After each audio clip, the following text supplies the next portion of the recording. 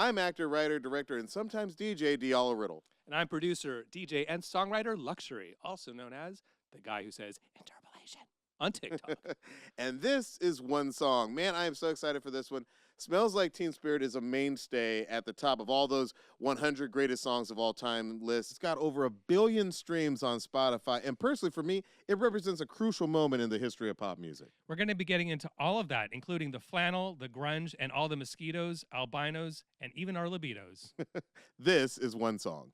So, Diallo, do you remember the first time you heard Nirvana's Smells Like Teen Spirit? Yeah, man. I was of the age where, like, after school, I would go home and I would watch MTV to find out, like, what music I should be buying on cassette. And you're a cassette guy? I was a cassette guy because, you know, I live in Atlanta, driving community. I would drive around. I had my cassette deck in my 84 Honda Accord. I was so proud. It had 4 doors.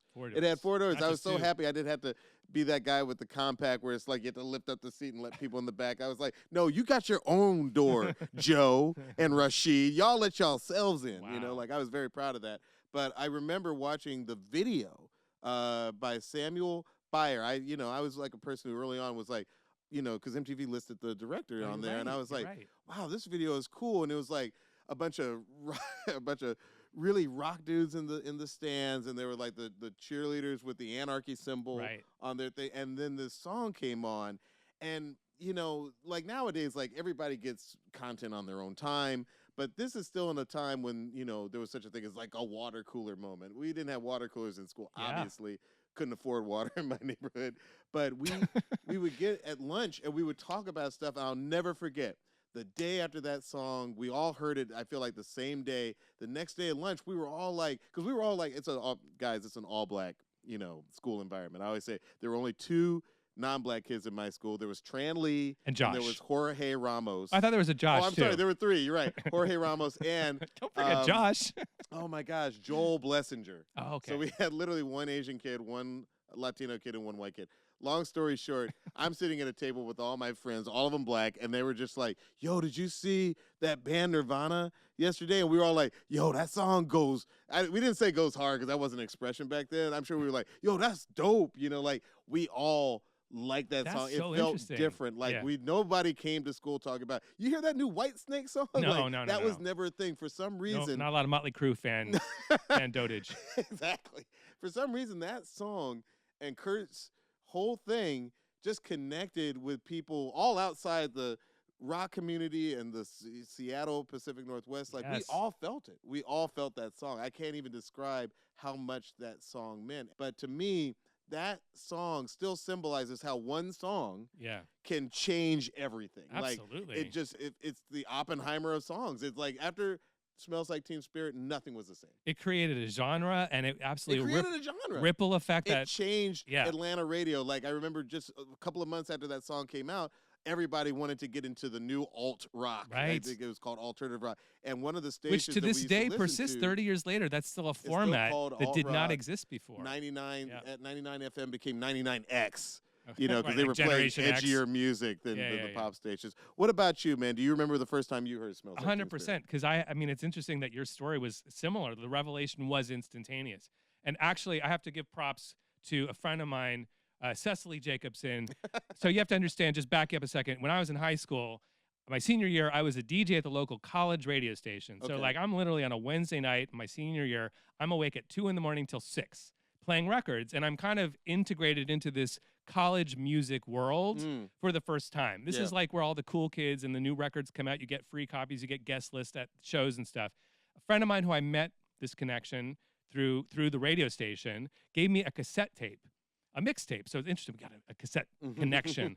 But this mixtape had the forthcoming Nirvana record on it. It also had this band called Caius, who then went on to become Queens of the Stone Age. This is like, in my personal lifetime, this is a mythic cassette tape, epic, with so much revelation on it. And it also had Jane's Addiction. Oh my God. It had the new Jane's Addiction. All this to say that that's the first time I heard the forthcoming Nirvana record. And I was like, it was an instant, like, you know, it's like pouring candy in your ears. It's just like, you know, adrenaline and sugar high. And then when I heard it a few months later on the radio, it came screaming out of the speakers in my car. And in that moment, I was like kind of surprised that it was like on the radio, because this was like an indie band in the college radio station world that I lived in. It was sub pop. It was this sort of cool, obscure Northwest thing. But suddenly, overnight, as you know, it was not an unknown underground band. It was on the radio. Minutes later, they were on SNL. And minutes after that, the frat boys were playing it, coming out of the... That was the moment that I was like, whoa, what's happening here? This is not meant for these guys. I mean, were you a grunge kid? I mean, something tells me you were probably really into grunge. In that moment, I was grunge. Yes. I was the personification. I mentioned on a previous episode, I had the dreadlocks already. You were the white guy with with the dreadlocks. White guy with. I was actually one of two white guys with Oh, dreadlocks I'm sorry. at my school. The white men with dreadlocks. Me and a Josh. Josh was the other Oh, man. white guy with Why is it dreadlocks. always Josh or Joel? Shout out to Josh, who lives in Hawaii now. We just reconnected after many years. Great guy, but he and I were the two white guys with dreads. We both love Jane's Addiction. This is why we had the dreads. And we were both Jews, by the way, should be noted. Shout out to the tribe. Yeah, so I was a grunge kid. I remember I was on some substance and walking around with my shirt off in college. And I was Chris Cornell from Soundgarden. I remember thinking or Adam Duritz from Counting Crows. No! Like he had dreads and he was in a band. I can't tolerate that. I touched a nerve. He touched a nerve. I am so sorry. But for the sake of entertainment, we can leave it in the show. I'm okay with that. Fair enough. But I was not a Counting Crows fan. Just for the record. Let's put it out there on the record. Can I just say real quick, I think it's interesting that you heard Nirvana before you saw the video. For me, the two are so integrated. The fact that my first exposure to the song was that video, was just the rebellion in that video. With the visuals. I just feel like nowadays, yeah, absolutely. Nowadays, there's songs that I love, and every now and then I'll be somewhere like a club or a bar, and like I'll be like, yo, Kendrick Lamar has a video for that song. Like these are like major. It never occurs to me to Videos like are check out now, aren't the they? video, but like there was a time. Beyonce didn't even have any videos from Renaissance. There's no videos from that record. See, I didn't even know that. Yeah. And by the way, I feel like music videos, like what a wonderful medium. They used to be ground zero for the culture. Right. I mean, like the guy who directed Smells Like Teen Spirit went on to direct some of the seminal videos of the decade. He did No Rain by Blind Melon. Okay. He did Come to My Window by Melissa Etheridge. Like he did like a lot of different. Like he primarily did metal, but he did a lot of videos that sort of defined that decade. And now I feel like, you know, besides TikToks and things you see online, like music videos, like they're just not ground zero like they were when this song came out. And again, just changed everything. Well, and also just like to put a pin on that, like their video is important now, but as you and I both know, it's more like the TikTok 10 to 15 second fragment that's important, not the full song as a music video experience. So that's like a huge, we've kind of lost that as an art form in and of itself. It's interesting to think about.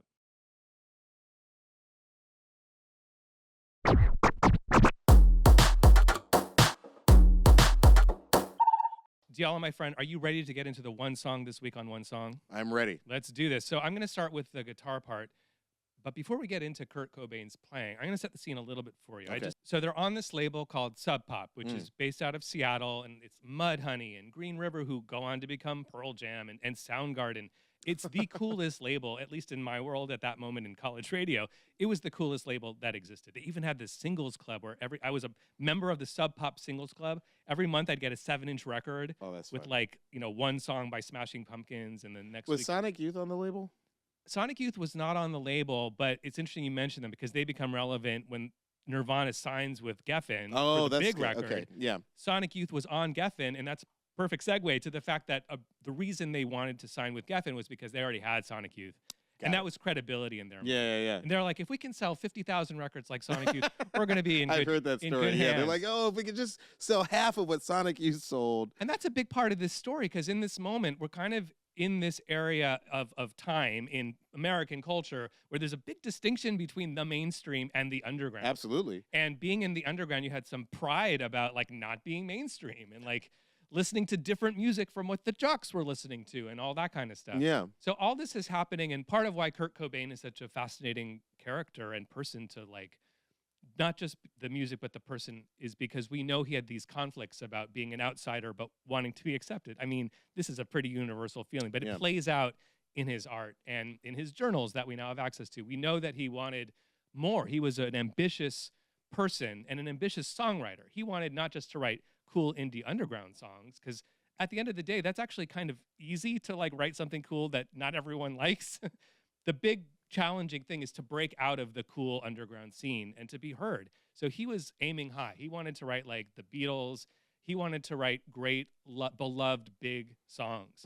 And that leads us into Smells Like Teen Spirit. It's a direct line because one of the kind of funny stories about the song, and I'm going to play you the riff in a second, is once he played this riff for his bandmates, everybody laughed because it was so big and ambitious. It was so clearly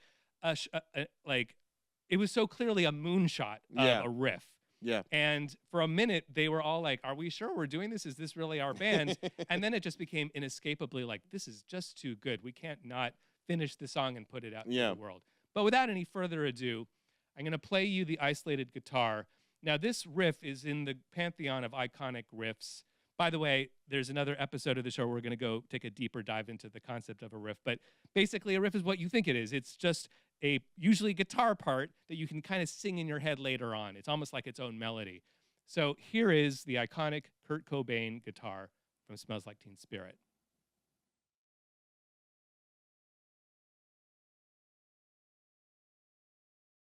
So just I want to give credit where it's due. Butch Vig, seminal figure in all of this, producer who produced this record, went on to form Garbage as his own project. One of my favorite groups of all time. He, as a sound shaper and also just as a producer, part of your job is to get the best performances. Massive credit to him for changing the sound of radio overnight with the guitar sound, in my opinion, in this song. There's great documentaries and books out there. I urge you, if you're a fan, to look it up for his telling of the story. I think Butch Vig, he's the George Martin that you can't. That is I'm going to use an Atlanta term from the 90s. You know, there's a lot of lo-fi stuff that I love, but I think to take over radio in the 90s the way Nirvana did, you had to make it chunky. Yeah. Chunky is an Atlanta term, chunky.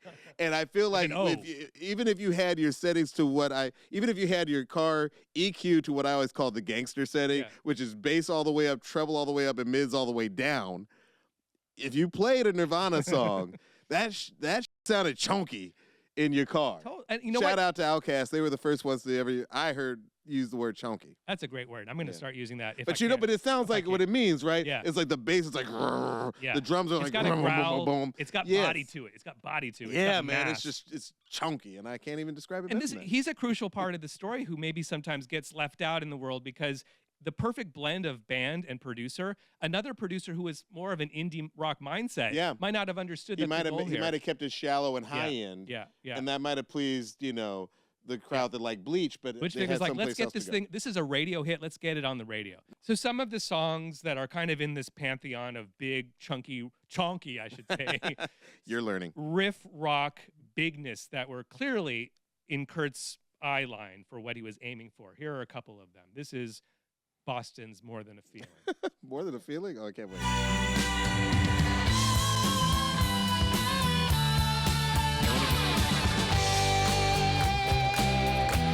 I hear it. Wow, I would not have drawn a connection.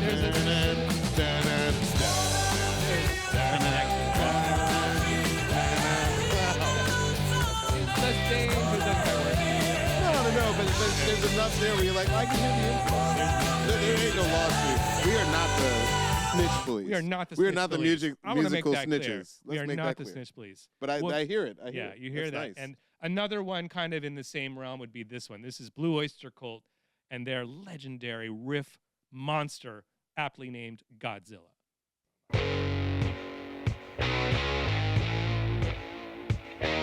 Whoa. So good. You know what? Full admission, I don't think I've ever heard the song before. Whoa! Okay. All right. That's incredible. And by the way, I've never heard that song before. Yeah.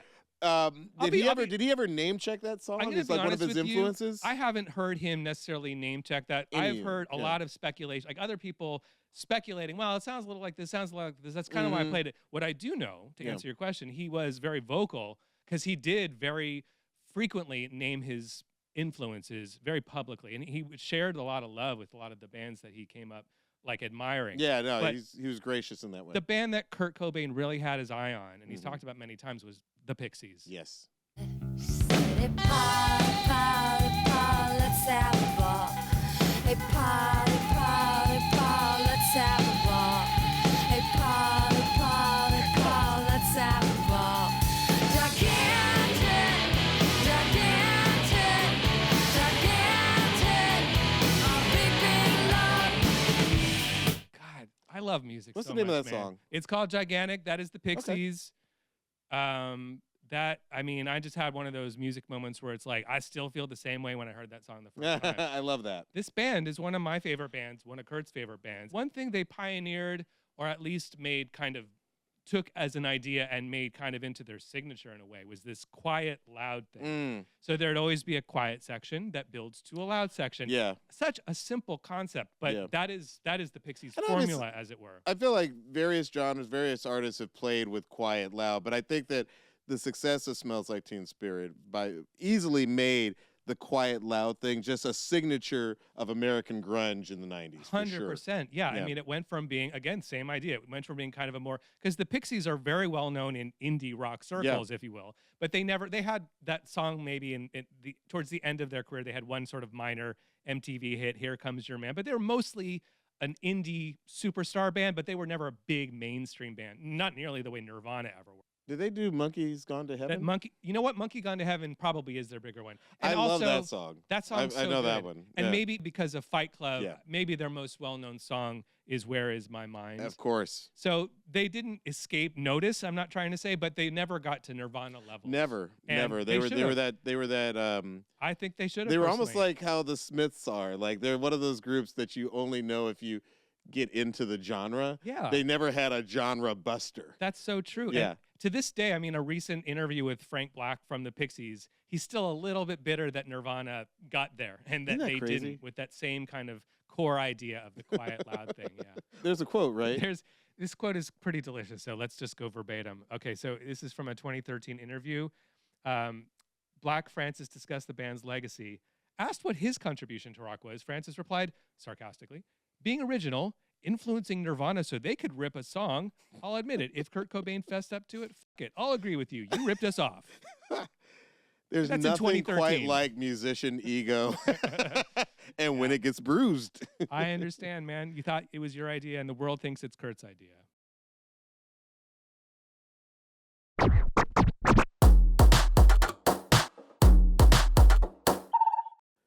Take us out with just a little bit more, because the guitar riffs in this song are so epic. Chunky. I always thought that it was cool that after singing 2 verses, Kurt basically plays a verse on his guitar as his solo.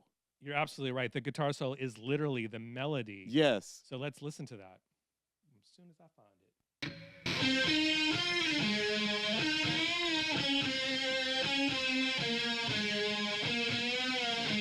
I love it when it goes my way.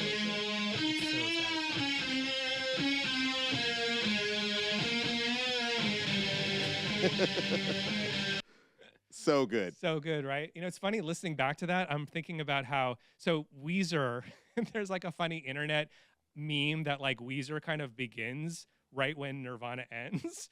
Like, and so the meme, and actually Rivers Cuomo has participated in this, is that Rivers is actually Kurt Cobain. Oh, he just like changed his glasses. He just added glasses. I mean, Clark Kent style, and continues. It's a bit of a dark meme, but it's a funny one. But it's funny. I'm thinking about it listening to that solo because there's a bunch of Weezer, like there's an entire record, the Green Album, where Weezer's every song does that same idea. Every guitar solo on the Green Album is just the melody from the song, which must have been a conscious choice just for one record to try it out. Because it's fun. You don't have to think of anything new. You just play the melody again. That's your guitar solo. I mentioned this a minute ago, but it's, you know, you can't imagine the world existing without this song being the way it is. And Nirvana, it's their iconic signature song. But when Kurt first brought that riff, and he had a melody for the chorus, which we just heard in the guitar solo, that melody plus the riff, when he brought it to the band, they were like, dude, this is ridiculous. Like bass player Kurt Novoselic literally said, this is ridiculous. Yeah. So they were jamming on it. They jammed on it. Kurt was like, let's just try it out. Let's just try it out. This is a very frequent thing that happens in the rehearsal space. Like, let's just work on it, see where it goes. So they go in, the band starts rehearsing, and in just the course of playing it over and over again, and to make their own rehearsal, which is going 20, 30 minutes of the same song, to kind of make it more interesting, they decide, what happens if we slow it down, kind of make it a little more heavy? Maybe they're taking some like inspiration from that Godzilla riff. Sounds a little bit... And Chris Novoselic comes up with this bass line.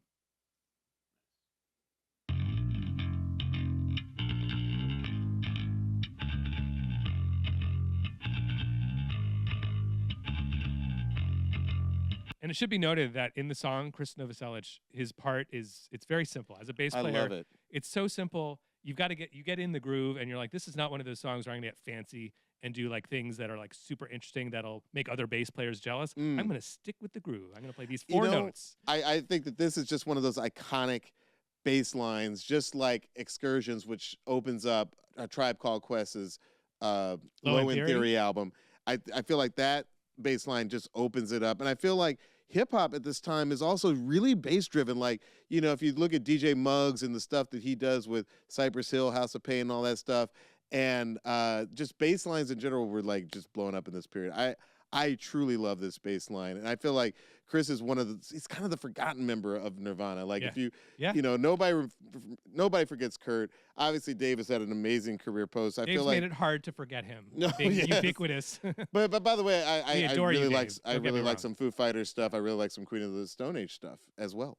After the break, we'll be getting deeper into Smells Like Teen Spirit, and we'll also let you know who Kurt Cobain said was the world's greatest on live TV. Oh my God. We'll be right back. You got to come back for that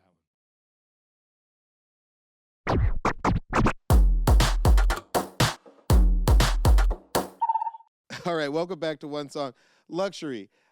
One interesting thing about Smells Like Teen Spirit is it belongs in that pantheon of songs where the title is never sang. Like the title's not in the lyrics. Right. Explain how it came to be called Smells Like Teen Spirit. It's so funny you say that, because as I'm thinking about it, like half the shows we've taped are in that same category. We did Blue Monday. We did How Soon Is Now. We did How Soon Is Now. Now it Smells Like Teen Spirit. Yeah. So if you hadn't noticed, because when we were preparing for the show, I had not noticed, to be honest, that was not in the song. Yeah. It's a funny phenomenon. So the story goes, at the time, Kurt Cobain was dating the drummer for Bikini Kill, Toby Vale. Bikini Kill being a seminal, I think, Olympia, Washington punk band, a feminist punk band.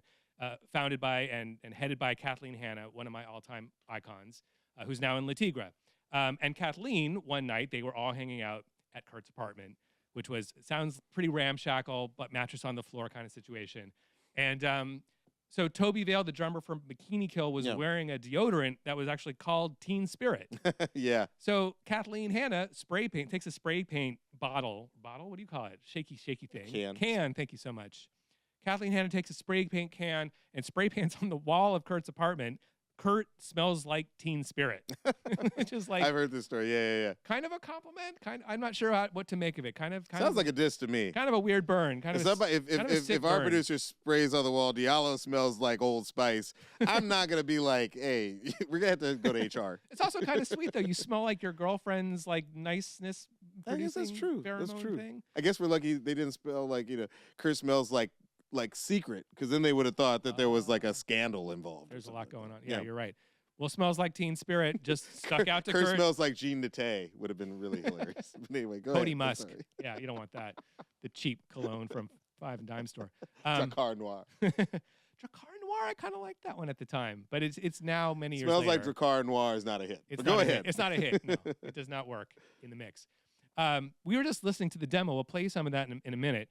And it's fun to listen to it as one is reminded that these lyrics are never sung. But I wonder if, because in the demo, they're kind of like rearranging all these mulatto, albino, like, here we are now, entertain us. Well, we're going to talk about that lyric in a second. We're going to talk about that in a second. But the lyrics themselves are more kind of sonic. Like, when you listen to the song, you're like, half the time, as Weird Al famously parodied later, you're not 100% what he's saying. It's not the kind of lyric where the meaning sinks in and you're like, this is a song about X.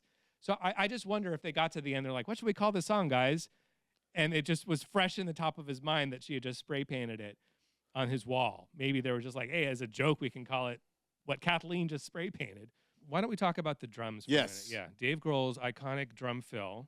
And a lot of people, by the way, have been asking me. So as you may know, on TikTok, I do a bunch of videos where I talk about interpolation and influence and such. So I get a lot of DMs from strangers, which I love, by the way. Please keep them coming with requests. Like they want to hear a breakdown of this song or that song. And one of the probably the most common request, and I have not had a chance to get to it, so I'm excited to get to it right now on One Song, is there's this Pharrell video Yes. interviewing Dave Grohl, making Mhm. the rounds, where Dave Grohl tells Pharrell that one of his big inspirations for the drum break in Smells Like Teen Spirit was, as he puts it, some of the famous disco and funk drummers of the 70s. The Gap Band. Gap Band, he names check, he name checks Cameo, he name checks Tony Thompson from Chic. So let's listen to it. Here's the breakdown. Here's the, as requested on TikTok, if you will. Here is the breakdown, starting with Dave Grohl's incredibly iconic drum intro.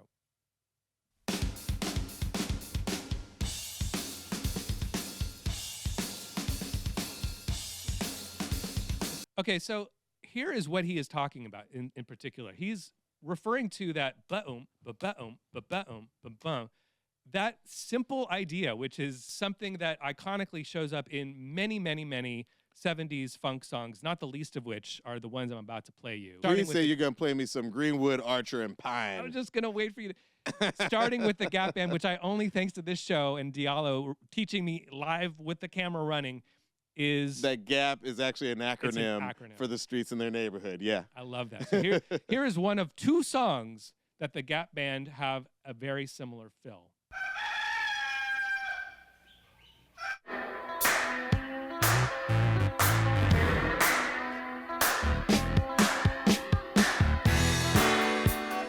I like that one. I like that one. And they like that fill so much, my friend, that they used it in this song as well.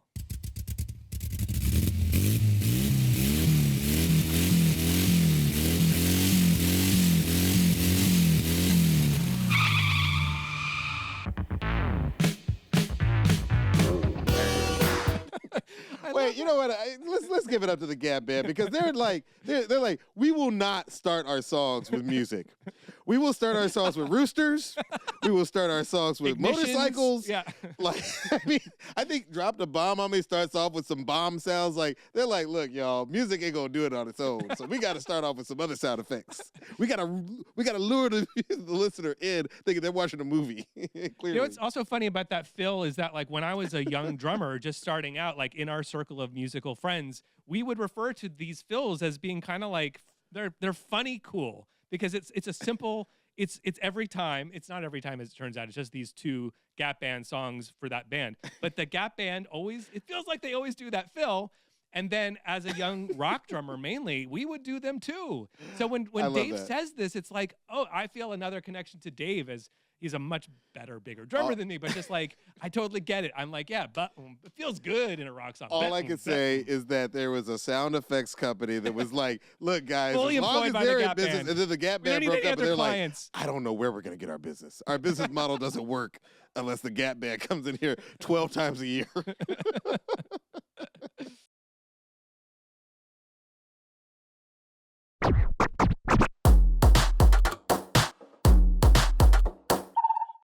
Name a song that used this as the sample source, and Dave Grohl inspiration. Okay. In 1 8-second clip. On the fly, y'all.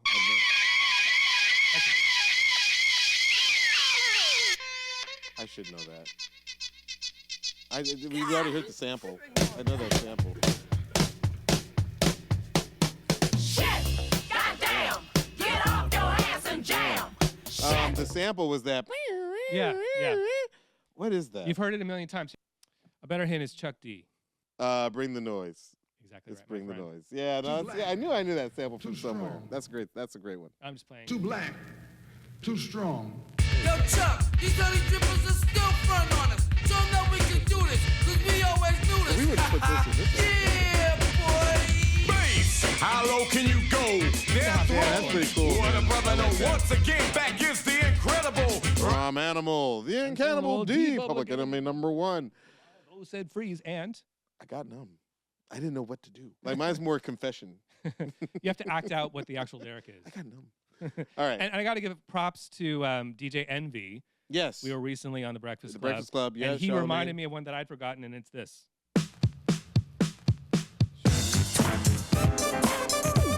Kiss me and I'll kiss you back. See, I'm That's learning. Digital Underground. Of course, this is Me, Myself, and I by DILLAO. And it all stems from something about the music.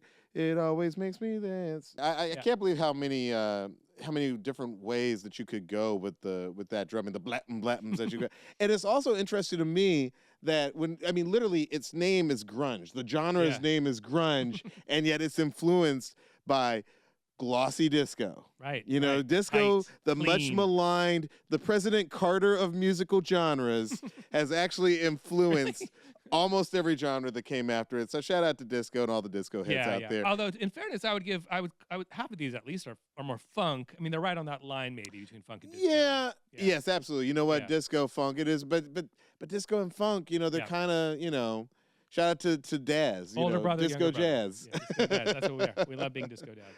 Oh, thanks for sharing those drums with us. It's funny because I just realized as we're talking about this, the Pharrell interviewing with Dave Grohl, Pharrell himself starts every song famously with the ba ba ba ba, right? With that thing of a repetition. Bum, bum, bum. That's his signature which is sound. cool, but I also feel like Pharrell and Chad would throw that into songs so that the DJ knew how to bring in the beat. Like, you know, there's nothing functional. more. We've talked on previous episodes, Mo Money, Mo Problems, that little glissando in, like, that's hard for a DJ to mix in. Yeah. You know, I feel like a lot of early hip hop would just give you like a snare, like a pop, and then it would come in on the beat. Yeah. But Pharrell gives you the bam, bam, bam, bam, and then it's really easy to bring in the beat. The last piece of the equation is, of course, Kurt Cobain's isolated vocal. So I'm excited to get into this because it's going to send chills down the spine of every listener of one song. I'm going to start with the verse melody so we can talk about that. And then I'll play you the chorus melody. And of course, we were talking about the quiet, loud dynamic in the Pixies earlier. It's really clear when you hear the difference between how he sings these two parts. Starting with the melody in the verse. Load up on guns, bring your friends. It's fun to lose and to pretend she's overborn and self-assured. I know, a dirty word. Hello, hello. So this part of the song is actually relatively singable, at least for me personally. Like I can kind of make that happen, but once we get to the chorus, I'm out. I can't. My vocal cords are a little too valuable to me. Hello, hello, hello, hello. With the lights out, it's a dangerous. Here we are now. Entertain us. I feel stupid and contagious. Here we are now. Entertain us. I'm Lotto. I'm albino. I'm a mosquito. My libido. Yeah. And of course, the most important Hey. part, the second most important part is, Yay. Yay. I mean, like, you in his voice, you hear just, I mean, I without overstating, you hear angst, you hear teen rebellion, you hear it all. You hear like the kid in the corner who feels like, you know, I could be one of the popular kids, but I'm not going to be. Or you hear the kid who's like, I'd love to be those kids, but I can't be. Like I feel like there's so many different relatable sounds coming out of his voice that sort of no matter who you were. I think that is one of the reasons why the Jocks started singing it, because he's that part of our id that just, you know, feels rejected. And I want to talk a little bit about the elephant in the room. As a black listener to the song, this could have gone way south. I mean, he says a word mulatto, which is highly offensive. And it was actually offensive at the time. Don't let people say, oh, well, it was 1991. People weren't so snowflakey. No, people weren't crazy about it then. But I think because we were already relating to him and his vulnerability, it wasn't like Axl Rose was singing the word mulatto. Like, Axl Rose sings the word mulatto. You're like, matters who's doing I it. know who this guy is. Yeah. But like when Kurt singing it, it comes across different. And can I just say, from a personal point of view, like, I immediately drew a connection between all four of these things. I was like, wait, a mulatto, an albino, a mosquito, my libido. I was like, oh my God, these are all things that have his blood. A mulatto has a white man's blood. He's a white man. It's a mosquito has your blood because it bit you. An albino has your blood because despite of what he looks like, he's, you know, one of us. And then libido, well, that's just blood in a, you know, in a teen's awkward position. You know, I'd never thought. I thought that was a reference to boner. So all of it, it was just like it all made sense, because I felt like now I've learned recently that, you know, Kurt came up with these lyrics like very last minute. Yeah. So who knows what was going through his head? But it is, some of these words are on the demo. So it's like these words had been in his mind before he went into the booth to record it. It's one of those unknowable things, like, not as an outsider. It's kind of one of the beautiful things, right? Like art and even lyrics can mean different things to me, the listener, than they're even intended to be by the person who wrote them. And at the time that Kurt was singing them, we will never know for sure, but he may not have himself intended. It was sonically a rhyme. It was just words coming to his head in the moment, and then the meaning was sort of ascribed later, because that's a very frequent thing that happens in songwriting is there's one word or one idea, and then the rest is sort of placeholdery, but it starts to weirdly make sense because your subconscious is actually doing work for you. I feel like you and I are both artists, and I'll only speak for myself, but I suspect this is true for you too. There are times when you think that you know the meaning of what you're creating.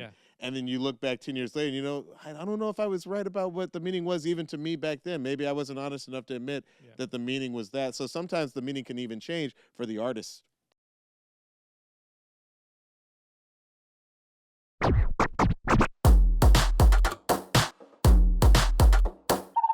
I also want to point out, like, because you were talking about the, like, I really loved what you were saying about sort of how even the jocks, the popular kids, because it was a very simplistic viewpoint. You're either an insider, you're either or underground, nerd, alternative underground kid, or you're popular. So that was a little simplified at the time, perhaps. But I loved what you were saying about how even the jocks and the like popular kids have a part of themselves, which is the insecure, needy, wanting to be heard, a little sad at home kind of I feel like, Kurt had a fascination with the guys who he was growing up with in Seattle and in the Pacific Northwest, because, on another song he talks about he's the one who loves all our pretty songs. He loves to sing along, and he likes to shoot his gun. Knows not what it means. There's a song on Bleach called Mr. Mustache, which is based on a cartoon, and the cartoon is very anti, their term, not mine, very anti-redneck. That's what, you'll read online and stuff. And like Kurt agreed with the sort of take that, like, because in the comic strip, like this guy who has a mustache, he's not all called Mr. Mustache, but he's like, my kid better come out and he better like football and he better not be no F word and S word and N word, and it's like all this stuff. And Kurt read that comic and he loved it, and he found ways to keep coming back to, like, these are the people that I grew up around, but even though I could easily be one of them, I'm gonna take a more, open-minded approach to it. One of my favorite Kurt Cobain lyrics of all time is, everyone is gay. Yeah. And I think that, that was pretty brave at the time. He was to sing freaking that. brave to sing a line like that. At the time, it was so brave. And we all were kind of grateful for it. Yes. One thing that to connect the dots there, because especially in that moment, the idea of punk rockness was an ethos. Part of it is a sound. When we think punk rock now, maybe you think the Sex Pistols or the Ramones. Maybe you think Blink-182. Like, that's what punk rock has come to mean, kind of fast rock music. But it really, at that time especially, was an ethos of, like, there was a sensitivity to, as much as was possible, to being, like, a good punk rock person at the time would have been kind of trying to be feminist, trying to be, like, not homophobic, trying to be a good person. Yeah, trying to be like, hey, we can all get down with this jam. Trying not to be racist. There's a lot of, like, punk against racist, like, concerts in the late 70s in England. And to connect it back to the vocals for a minute, when we were listening just now, I was hearing the punk rockness in that vocal, because we were talking about Guns N' Roses. Axl Rose he's hitting the notes kind of almost like an opera singer. Like, there's like a technical excellence in other genres, in pop music, of course. But from punk rock, we get now suddenly in the mainstream this vocal, which is rough and dirty and imperfect. Yes. And he's losing it, and he's like screaming his like nodules into oblivion. That was a new sound, certainly on pop radio in 1991. Absolutely. Yeah. And that's from punk rock. I mean, like, even when he sings the last part, Denial. Yeah. That's insane. And I feel like, can we hear a little bit of the Denial clip from the end of the song? And this is where his voice gets absolutely obliterated. And you can hear it happening in real time.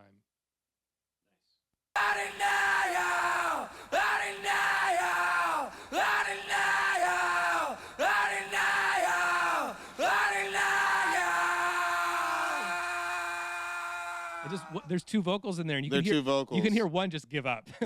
One is just like, I'm done. But I like when we were watching a video with Butch Vig, again the producer of the track, and he was saying, like, he recorded it, and I was able to place his vocals. He kind of hit the notes the same way, so I was kind of able to just place the vocals over it. I mean, like, this is just one of those great voices where even when you take all of the music away from it and all but one layer, it still sounds great. Yeah.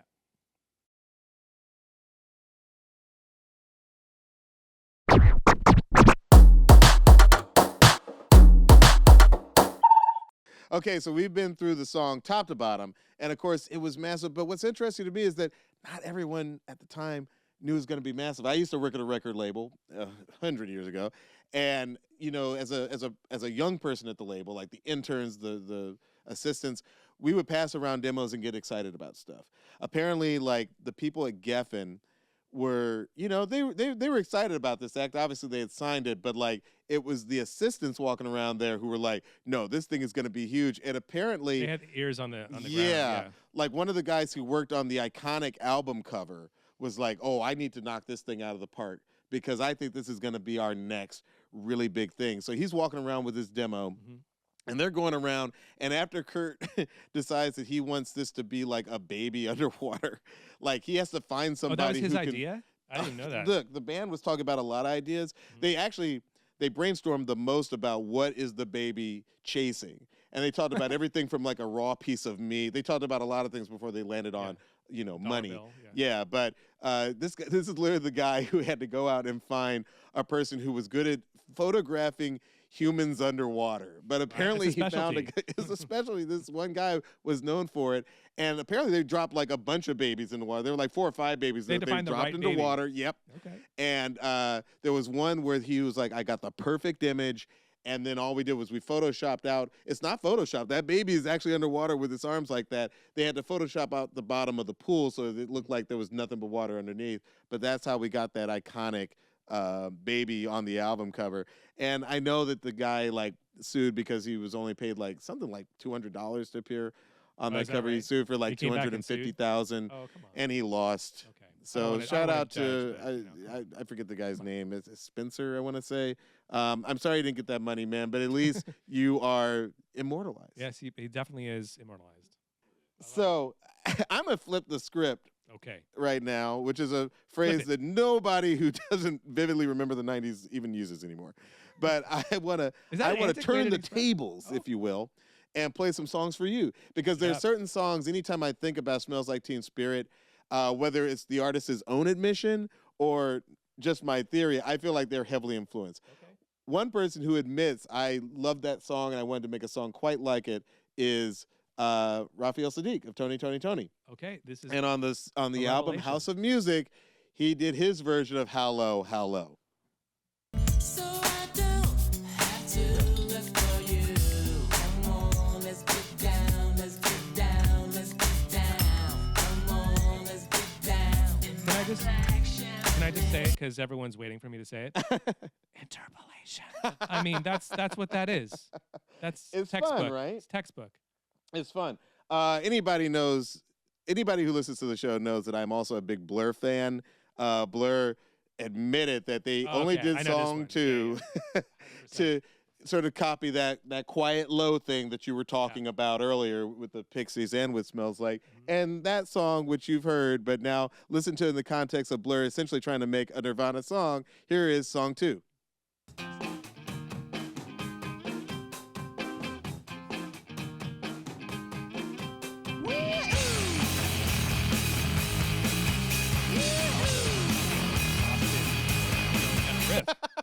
It's fun, right? Yeah. And then you notice the people who know that song, we can't play too much of it. After that loud part, it goes really quiet. Yeah. And he's I got my head checked. I wonder if they were thinking Pixies or if they were thinking Nirvana. No, he said specifically, I wanted to make a grunge song because you have to put this in the context. Everybody was like, who's going to win America? Will it be Blur or Oasis? Well, Oasis kind of won. Yeah.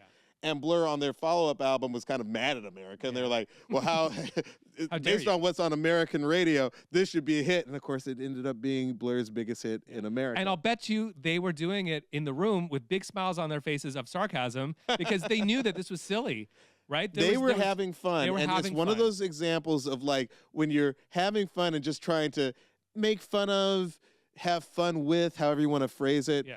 a style of music, you might accidentally end up with your biggest song. If you were to sit down and write a parody of a Nirvana song, Or you a might grunge write, at that time, Don't- you would end up writing that riff song might too. come out of your body in 1994, whenever that was. So here's one more song. This is just a theory. I want you to think about Smells Like Teen Spirit, Okay. and I want you to listen to this song by The Offspring, and then Oh. try and unhear it.